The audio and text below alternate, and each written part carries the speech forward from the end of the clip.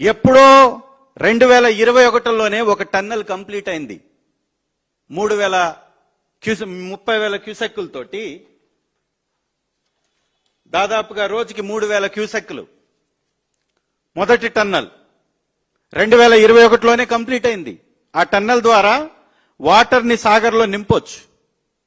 అది ఆ రోజు మేము చేస్తానన్నాం, ఈ రోజు మీరు చేయడానికి ప్రయత్నం చేస్తున్నారు.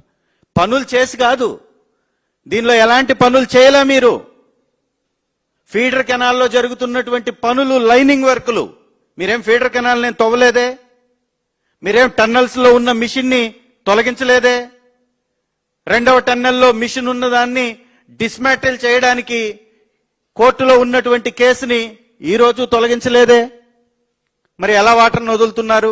మీరు మీ 2 సంవత్సరాల్లో మీరు కేటాయించింది ఒక సంవత్సరం 200 కోట్లు, ఇంకొక సంవత్సరం 350 కోట్లు. వీటిల్లో ఖర్చు చేసింది 2 సంవత్సరాలు కలిపి కూడా 400 కోట్లని మీ బడ్జెట్ పత్రాలు చెప్తున్నాయి.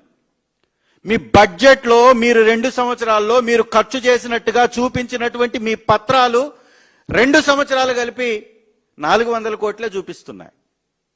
మరి 4,000 కోట్లు పెడితే తప్ప వాటర్ నింపలేమని చెప్పారు కదా, ఇవాళ మీరు ఎలా నింపగలుగుతున్నారు? చాలా చాలా స్పష్టం.